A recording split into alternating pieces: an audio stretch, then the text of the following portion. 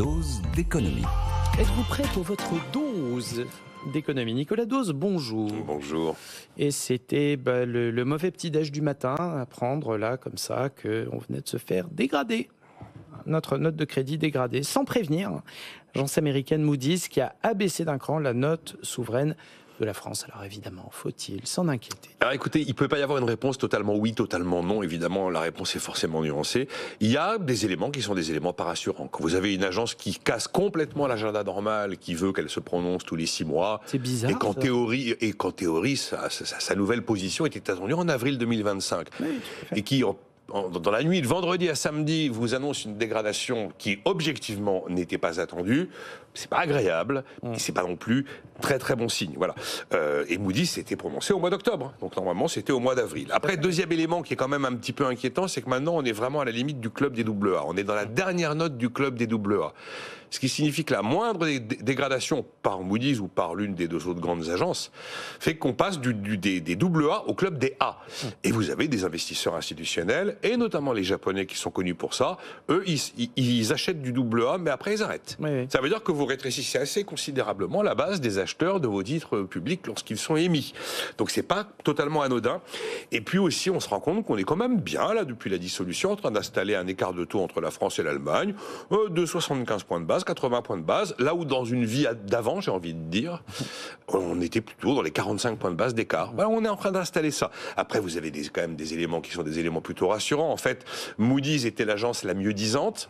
Et en nous dégradant, elle s'est alignée sur le même niveau de notation que celles qui sont pratiquées par Fitch et celles qui sont pratiquées par Standard & Poor's. Je rappelle que chacune des agences a entre 20 et 21 notes qui ne portent pas exactement les mêmes appellations. Oui, il ne faut pas oublier que ce n'est pas forcément les mêmes nomenclatures d'agences. Mais en attendant, voilà, on est dans la dernière note des AA chez les trois. Bon. Mais à côté de ça, on est passé de AA2 vers AA3. Ça veut dire que c'est quoi? C'est 16, 17 sur 20. Oui.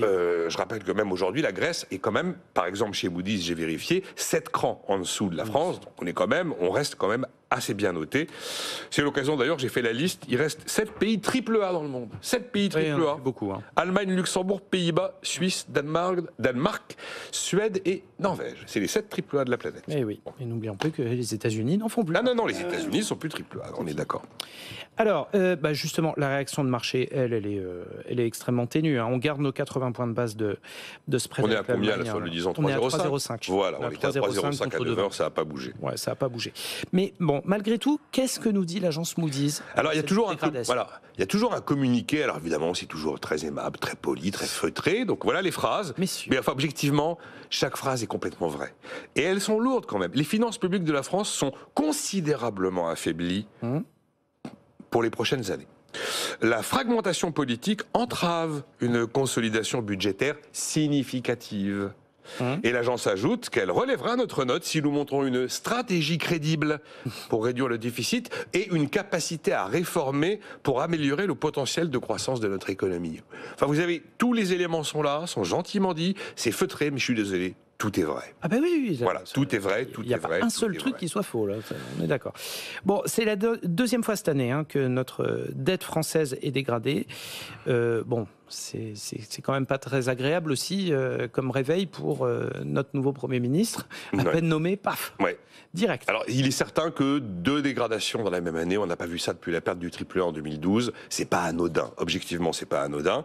Maintenant, écoutez, justement, il y a cette espèce de frottement de calendrier, à peine François Bayrou arrive à Matignon qu'on est dégradé. Moi, je serais à la place du Premier ministre, j'utiliserais cette dégradation plutôt comme un argument pour essayer d'arriver à un minimum de cohésion politique, d'arrêter les conneries, d'apporter des réponses sérieuses aux sujets sérieux, d'essayer de renseigner là les 4 phrases que j'ai extraites du communiqué, sortir des postures, sortir du clientélisme. Vous prenez la presse dominicale, tout le monde sort ses lignes rouges, c'est le nouveau truc à la mode. J'ai ma ligne rouge, j'en ai une, j'en ai deux, j'en ai 3, j'en ai 4. Tout le monde a ses lignes rouges. On ne peut plus bouger. Peut-être que cet avertissement de marché, car ça n'est qu'un avertissement de marché qui ne se lit pas effectivement dans une tension de crédit particulière, ça peut lui donner ça peut presque lui rendre service pour leur dire maintenant il va falloir se retrousser les manches, faire les 2-3 trucs qui fonctionnent et on sait. ce que c'est. Alors on va avoir une première acte de la vie sous François Bayrou, ça va se passer à partir de 16h à l'Assemblée nationale. On va avoir la séance publique autour de la loi spéciale, avec, au moment où je parle, toujours la question de savoir s'il y aura ou pas indexation du barème de l'impôt sur le revenu sur l'inflation. Non, mais on en est là. Premier acte aujourd'hui.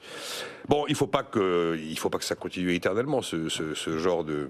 Ça fait pas mal de mois que vous le dites. Ouais, ça pique, mais il ne faut pas que ça s'éternise. Il ne faut pas quitter le club des AA, ce ne serait pas bon signe. Oui, là, il y aurait franchement, vraiment ce serait pas bon signe. Ouais, clairement. Bon, il nous reste un petit peu de marge. J'ai pas fait la liste des AA, ils sont plus nombreux quand même. Ils nous ont donné quoi comme implication, Moody's? Comment ça? Perspective. Je n'ai même pas regardé la perspective, j'en suis resté à la note. On était passé à négative au mois d'octobre. Voilà, donc a priori, un cran de moins et on redevient stable. Et voilà, c'est ça, en théorie, c'est ça. Ça nous laisse un peu de répit. Merci Nicolas Dose.